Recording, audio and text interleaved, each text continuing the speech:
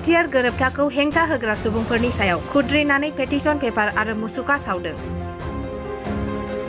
सानसुमा खुंगुर बैसुमुथियारिनि दैदेननायाव बिटिआर गोरोबथानि सायाव PIL होनाय बाथ्राखौ लानानै दिनै दुलाराय बर' फरायसा आफादनि गासैबो दालाइसा आफादफोरा PIL होनाय साफ्रोमनिबो सायाव दुखु मोननायजों लोगोसे मुसुखा आरो पेटिशन पेपार सावनानै दिनै गुबुन गुबुन जिल्लाजों लोगोसे दखरा आफादफोरा दिनै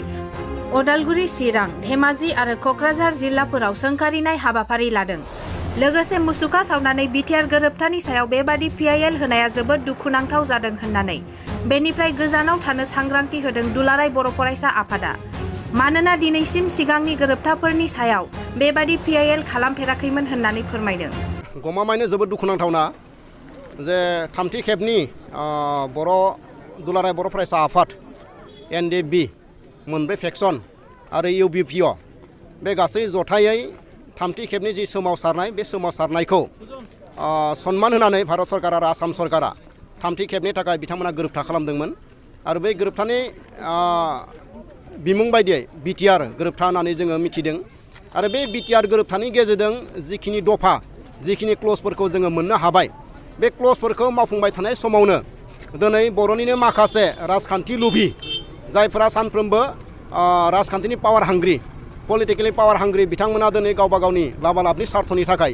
बिथांमोना एकर्डनि सायाव केस फाइल खालामदों, पेटिशन पेपार बिथांमोना साबमिट खालामदों आरो बेखौनो दिनै दुलाराय बर' फरायसा आफादनि दैदेननायाव सारा आसामावनो जाय बिथांमोना गासै 95 सुबुं बिथांमोना केस फाइल खालामदोंमोन एकर्डनि हेंथायै बिथांमोननि मुसुखा सावनाय आरो पेटिशन पेपार सावनाय बेखौ सारा आसामावनो दुलाराय बर' फरायसा आफादनि दैदेननायाव दिनै बेखौ मावनाय जादों आरो बे हाबाफारिनि गेजेरजों आङो बिथांमोनखौ फोरमायहरनो नागिरदों जे 10-12 बोसोर संग्राम खालामनायनि गेजेरजों दिनै थामथि खेबनि थाखाय गोरोबथाया जादों आरो बे गोरोबथायाव मोननाय जिखिनि दफाफोर बे दफाफोरा बड'फा उपेन्द्रनाथ ब्रह्मनि दैदेननायाव 92 चार्टार अफ डिमान्डफोरनि माखासे डिमान्डफोरा नैबे बिटिआर एकर्डनि गेजेरजों जोङो मोननो हादोंमोन आरो बै डिमान्डफोरखौ दिनै मावफुंनो थाखाय दुलाराय बर' फरायसा आफादानो होन बा NDBआनो होन बा बर' हारिनि माखासे दल संगठनानो होन मावफुंनो थाखाय नारा नाथा मावबाय थानाय समावनो दिनै जायफोरा राजखान्थियारि लुबि सानफ्रोमबो राजखान्थिनि गादियाव जिरायनो लुबैयो पावार हांग्रि बेबायदि सुबुंफोरा दिनै केस फाइल खालामदों। डेफिनेटलि जोङो बेयाव मोन्थिदों चन्दन ब्रह्मनि खोथा जाय आगुनि मिनिस्टारमोन आसामनि आरो बिनि अनगायैबो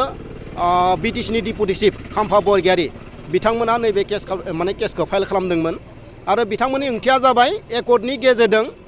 माने BTCखौ सानजा फारसे जि सिमा बारायनाय गहपुरनि सिमिलिगुरिसिम बेयो बारायनायनि एकर्डआव जोङो मोननो हादों आरो बेखौ बारायनो थाखाय दिनै कमिसनारनि गेजेरजों खामानि मावगासिनो दङ आरो बे मावबाय थानाय समावनो दिनै बिथांमोना केस फाइल खालामनायनि थाखाय जोंनि जिखिनि क्लजफोरखौ इमप्लिमेन्ट खालामनो नागिरनाय बेयो दिनै थाबथानो थांगासिनो दङ। दा बेखायनो जोङो बुंनो नागिरनाय बाथ्राया जाबाय मा बिथांमोना एरिया बारायनायखौबो लुबैया जातिनि माखासे अनुष्ठान प्रतिष्ठान जिखिनिफोरखौ जोङो मोननो हादों बेखौ दिनै मावगासिनो दङ। बेबायदि मावबाय थानाय समाव बिथांमोना केस फाइल खालामनाय माने बिथांमोना बेखौबो खालामजानो लुबैया। दा बेखायनो जोङो नैबे हाबाफारिनि गेजेरजों बिथांमोनखौ फोरमायहरनो नागिरदों जातिनि लकसान जानाय खामानि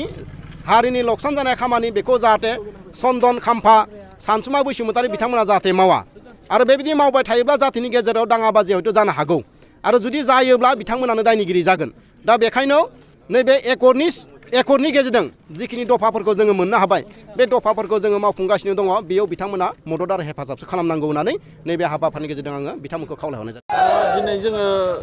हारि हिसाबैनो जोबोद दुखु मोननाय जोङो दिन्थिदों आरो जोङो दुखु मोनदों आरो सोंखारिनो लुबैदों जाय माने 2020 मायथाइनि 27 जानुवारियाव बर'नि गासै माहारिफ्रा खौसेथियै ज'यै आरो बर' रायजो राजाया मदद होनायनि गेजेरजों बेसेबांबा गोलाव आन्दालन खालामखांनायनि उनाव मोनसे गोरोबथा जोङो खालामनो हाबायमोन बिटिआर गोजोन गोरोबथा आरो बे गोरोबथानि गेजेरजों जोंनि गेजेराव माखासे जाय BSCआव सौफैयाखैमोन BTCआव सौफैयाखैमोन जों बिटिआरआव गोहोखौ लाबोनो हादोंमोन जायगा फेहेरनायनि बाथ्रा लाबोनो हादोंमोन बड'लेण्डनि बायजोनि बर'फोरनि थाखायबो सुबिदा जों लाबोनो हादोंमोन आरो बिनि गेजेरजों जोंनि माने आगोलनि जे थासारि माने गोजोन गैयै थासारि बे गोजोन गैयै थासारिया जोबनायनि उनाव जोङो बिटिआर माने जानाय लोगो लोगो जोंनि गेजेराव गोजोन थासारिया सौफैदोंमोन जों बेखौ बयबो मिथिगौ। दा बेखौ माने माखासे जाय बर'निनो माखासे माने दैदेनगिरि मावखांलांनायफोर बिथांमोना माने गावसिनि राजनितिक लाबालाबनि थाखाय राजनितिक गाद्दिनि थाखाय बे माने बिटिआर एकर्डखौ माने जेबो गैया बेबायदिनो माने भुवा मोनसे फोसावनायनि गेजेरजों बर' रायजो राजाखौ आरो बिटिआरनि माने ओनसोलाव थानाय रायजो राजाफोरखौ माने बेले बेजे लाबोनो थाखाय बिथांमोना भुवा फोसावनायनि गेजेरजों आरो आखलावबो बिथांमोना दिनै फैदों माने हाइकर्टआव माने बर'नि गोरोबथाखौ बर' मानसियानो हाइकर्टआव PIL होनाया दिनै पिटिसन होनाया बियो जोबोद दुखुनांथाव बाथ्रा जादों दिनै सानसुमा खुंगुरमोन माने एकर्ड खालामनाय BSCखौ रावबो पिटिसन होफेराखैमोन दिनै हाग्रामामोन माने एकर्ड खालामनानै फैनाय BTCखौ माने रावबो माने PIL होफेराखैमोन मानोना जों बै समावबो मिथिगौ BSCआ बर'नि थाखाय थोजासे नङा BTCआबो बर'नि थाखाय थोजासे नङा नाथाय सम आरो थासारिया नारसिनदों एकर्ड खालामनो बिनि थाखाय खालामनो गोनां जादों दिनैबो सम आरो थासारिया बर'फोरखौ नारसिनदों एकर्ड खालामनो थाखाय बिनि थाखाय दिनै नंगौ थोजासे जानो हाया जानो हागौ नाथाय बिटिआरनि गेजेरजों जोंहा माने गोबां आरो BTCआव मोनै बिटिआरआव मोनै जोङो बेखौ मोनफुंनो हाबाय दिनै दा बेनिखायनो जोङो दुखु फोरमायदों आरो बिथांमोनखौ जोङो माने हारिनि मोनसे माने मा होनो बेखौ एकदम हांगार होननानै जों दिनै बुंनांगोन जोलैनि हांगार होननानै जों बुंनांगोन दिनै बिथांमोनखौ जे सानसुमा खुंगुरमोननि दैदेननायावनो खाम्फा माने बरगयारिमोननि दैदेननायावनो दिनै चन्दन ब्रह्ममोननि दैदेननायावनो बे दिनै जादों दिननाथमोन बायदिया दिनै बेयाव थाफानो नाङामोन जोङो लुबैदों आरो जों मिथिदों दा माखासे मानसिफोरखौ फाव फान्दायनानै सिगनेसार लांनानै दिनै माने थगायनानै खैसाराव खोख्लैदों गोसो गैयामोन माखासे मानसिया बे PILआव सिगनेसार होनो बेखौ जों मिथिदों दा माखासे बुद्धिबान मानसिफ्रा जायफ्रा राजनितिकनि प्रलोभन माने लाबाय थाग्रा आरो राजनितिकनि खैसारि खालामबाय थाग्रा बिथांमोना बे खामानिखौ मावदों होननानै जों दिनै मिथिदों दिनैनि हाबाफारि लानायनि मेन उद्देश्य नोंथांमोननि मा थांखिया दिनैनि जे प्रग्राम दिनै जे माने मुथि सावनाय जे हाबाफारि बे हाबाफारिया थांनाय 17 थारिख मार्चनि 17 थारिख मार्च मासाव जे सानसुमा खुंगुरनि लिडआव माखासे मानसिफोरनि लिडआव सानसुमा खुंगुरनि बेनारावनो चन्दन ब्रह्म लोगोसे खाम्फा बरगयारि एक्स डिपुटि चिफ BTCनि बिथांमोननि लिडआव जे माखासे थांनाय 2020नि 27 जानुवारियाव सान्ति एकर्ड मोनसे बिटिआर एकर्ड जानाय बे जानायनि सायाव बिथांमोना माने बेनि एगेन्स्टआव सन्तुष्ट नङैनि खारनाव बिथांमोननि सन्तुष्ट नङैनि खारनाव बे केसखौ होनाय जादोंमोन गुवाहाटी हाइकर्टआव आरो बे केसखौ लानानै जोङो दिनै बिथांमोननि एगेन्स्टआव जोङो बिथांमोनखौ दिनै निन्दा खालामदों बिथांमोनखौ जोङो दिनैहाय माने खावलायदों बिथांमोना जाहाथे बेबायदि खालामनो मोना आरो उनावबो भबिष्यतआवबो खालामनो मोना आरो बिथांमोना जेखिनि दा केस फाइल खालामदों हाइकर्टआव बेखौ उइथड्र खालामनांगौनि थाखाय जों बिथांमोननि मुसुखाखौ जोङो दिनै सावदों आरो बिथांमोनखौ जोङो माने स्ट्रंलि जोङो माखासे बाथ्रा बुंदों जे बिथांमोना बेबायदि हाबाफारिनिफ्राय जानगाराव थानांगौ बिटिआर एकर्डआव जिहेतु बिसोर बेहाय मानिनानै लानो हानाय हायै सानसुमा खुंगुरमोननि मानिनानै लानो हानाय हायैया बे सानसुमा खुंगुरमोननि खोथा आरो रायजो राजाफ्रा दिनै बे एकर्डनि सायाव गासिबो फोथायनाय दङ